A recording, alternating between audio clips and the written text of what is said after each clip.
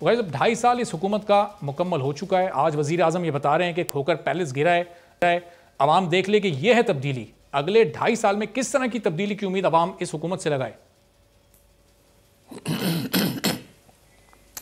بہت شکریہ آپ کا ارباب، آپ نے اپنے پروگرام میں مجھے موقع دیا ہے. گزارش یہ ہے کہ آپ نے بالکل ٹھیک کہا. آپ کے ابتدائیے کے بعد بہت کم گنجائش رہ گئی ہے میرے پاس کچھ کہنے کی، اس لیے کہ آپ نے جو منظرنامہ جو ہے، جو منظر کشی کی ہے، اس کے بعد بہت ہی مختصر میرے لیے گنجائش ہے، لیکن میں کوشش کرتا ہوں. دیکھیے، پہلی بات تو یہ ہے کہ عمران خان صاحب جو ہیں ان کا یہ کہنا ہے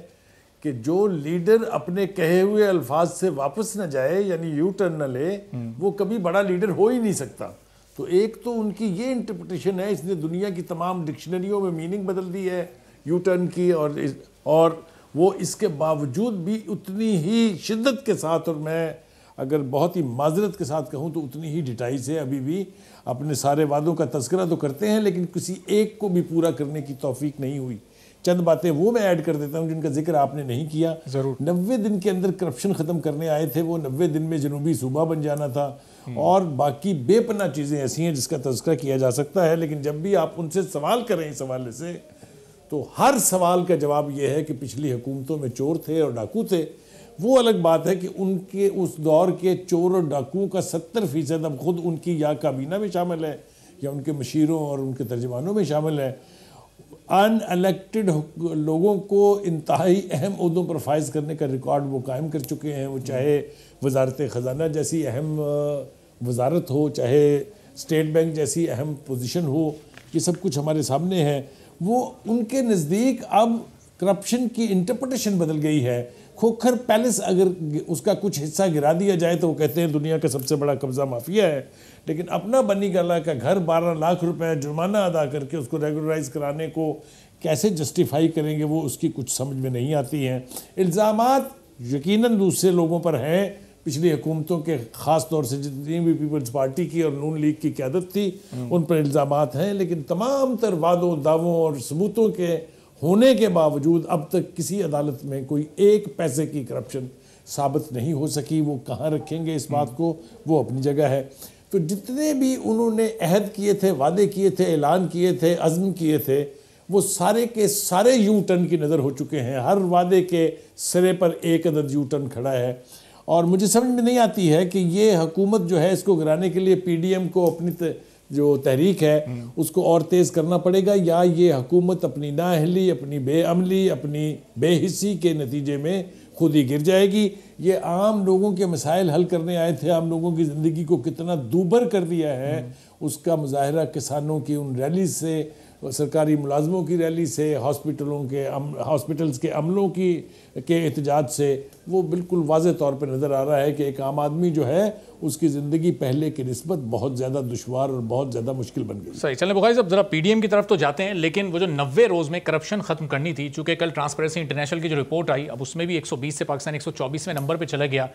اب کل جب یہ رپورٹ آئی ہے تو اس حکومت کو حکومت بنائے ہوئے 890 روز گزر چکے ہیں. 800 روز زائد کا مطلب کہ 9 گنا زیادہ ٹائم انہیں مل چکا، لیکن کرپشن اس دور میں ختم نہیں ہوئی بلکہ کچھ حد تک بڑھی ہے. اور ابھی بھی حکومتی ترجمان یہ کہہ رہے ہیں کہ یہ جو ڈیٹا تھا وہ 2015 کا تھا، 16 کا تھا، 17 کا. بڑا واضح یہ ثابت ہو چکا ہے کہ یہ ڈیٹا 2019 اور 20 کا، یعنی ان کے اپنے دور حکومت کا ہے. انٹینشن نہیں ہے یا ٹیم سلیکشن غلط ہے خان صاحب کا، ان کی اپنی انٹینشن ہے، وہ امپلیمنٹ نہیں کر پا رہی. پرابلم کہاں آ رہی ہے؟ اصل میں جو حکومت نے تملچی کرائے پر لے رکھے ہیں نا، وہ اس قسم کی جھگیں مارتے ہیں. ان کو یہ بھی اندازہ نہیں ہے اور یہ بھی پتہ نہیں ہے کہ ٹرانسپیرنسی انٹرنیشنل جو ہے وہ ہر سال رپورٹ جو ہے وہ پیش کرتی ہے، اور ہر سال اس سے پچھلے گزرنے والے سال کے جو ڈیٹاز ہیں وہ اس کو ریویو کرتی ہے اور اس کے بنیاد کے اوپر اپنی رپورٹ پیش کرتی ہے. جیسا آپ نے خود بھی کہا کہ یہ سارا عرصہ وہ ہے جب سے پی ٹی آئی کی حکومت آئی ہے جس کے حوالے سے ٹرانسپیرنسی انٹرنیشنل نے رپورٹ دی ہے. لیکن چونکہ ہر برے حکمران کی طرح سے عمران خان صاحب نے اپنے ہی پروپوگنڈسٹ کا پروپوگنڈا جو ہے اس کو تسلیم کرنا شروع کر دیا. وہ مان لیتے ہیں ان کے پروپوگنڈے کو ارسپیکٹیو آف دا فیکٹ کہ گراؤنڈ ریالٹیز کیا ہیں. بے پناہ دفعہ ان کو امبیرسمنٹ کا سامنا کرنا پڑا ہے. پہلے انہوں نے یہ کہا تھا کہ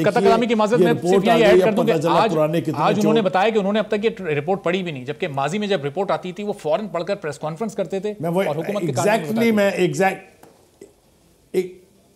میں ایگزیکٹلی یہی کہنے والا تھا کہ عمران خان صاحب نے اس کو ویلکم کیا اس رپورٹ کو پہلے، پھر اس کے بعد شہباز گل صاحب جو ہیں انہوں نے اپنے رول کو جسٹیفائی کرتے ہوئے انہیں یہ یقین دلا دیا کہ یہ رپورٹ جو ہے یہ پچھلے دور کے یعنی ادوار کی ہے، ہمارا اس سے کوئی تعلق نہیں، انہوں نے وہ بھی مان لیا۔ تو یہ اتنی ریپڈلی جو آگے پیچھے جا رہے ہیں خان صاحب، اس سے ان کی حکومت کو استحکام نہیں مل سکتا، بلکہ ہر گزرتے لمحے کے ساتھ وہ اور کمزور سے کمزور تر ہوتی جا رہی ہے۔ اور اگر عمران خان صاحب نے یہ روش ترک نہ کی کہ وہ گراؤنڈ ریئلٹیز کو دیکھنے کی بجائے اپنے پروپیگنڈسٹ کی بات کو ماننا نہیں چھوڑیں گے، تو نقصان ان میں کسی اور کا نہیں، خود ان کا اپنا ہوگا۔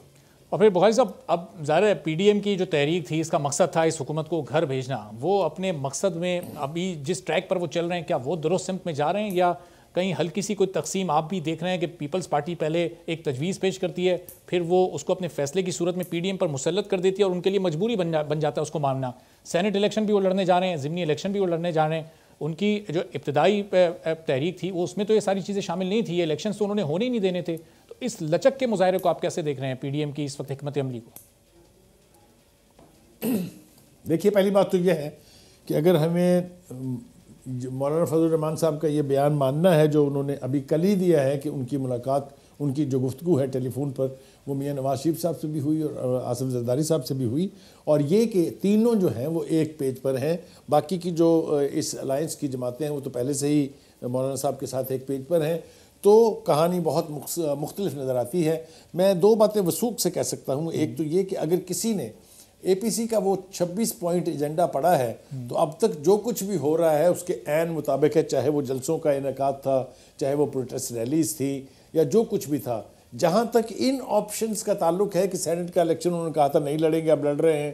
تو اس کے اوپر مشاورت کے بعد یہ اتفاق رائے سے فیصلہ ہوا ہے کہ گراؤنڈ اوپن نہ چھوڑی جائے، ایسا نہ ہو کہ حکومت جو ہے اس کی ایڈوانٹیج لے اور اپنے سینٹرز کی تعداد وہاں بڑھوا لے۔ تو فیلڈ نہ چھوڑنے کا فیصلہ بھی یک طرفہ نہیں ہے، ابھی ہمیں ہر اہم رکن جو ہے پی ڈی اے کا، چاہے وہ مریم نواز ہیں، چاہے وہ بلاول بھٹو ہیں، چاہے مولانا فضل الرحمان ہیں، وہ ہمیں یہ بتا رہے ہیں بار بار کہ کوئی بھی فیصلہ انڈیویجول لیول پر نہیں ہوتا، اس کی رائے ہو سکتی ہے ایک پارٹی کی، لیکن ہر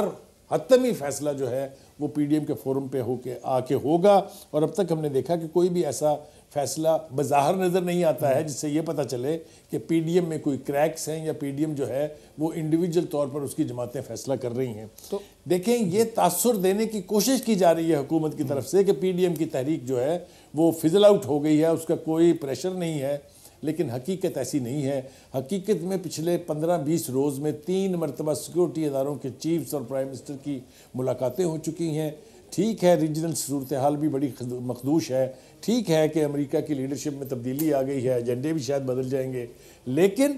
یہ کہنا کہ پی ڈی ایم کی تحریک کا کوئی پریشر نہیں ہے، یہ بالکل بے معنی بات ہے۔ حکومت اس کی ہیٹ کو فیل کر رہی ہے، حکومت کے جو لوگ ہیں، جو شیخ رشید صاحب ہیں، جن کو پتہ ہے سیاسی منظرنامہ کس طرح تبدیل ہوتا ہے اور کتنی جلدی تبدیل ہوتا ہے، ان کی باتیں سنیں تو آپ کو وہ اشارے ملیں گے کہ حکومت پی ڈی ایم کی تحریک کی وجہ سے پریشان ہے، اور اس کو پریشان ہونا چاہیے، بیکاز گورنمنٹ اس وقت جو ہے اسے دیوار کے ساتھ پش کیا جا رہا ہے۔ سبسکرائب کریں اور بیل دبائیں تاکہ کوئی خبر رہ نہ جائے۔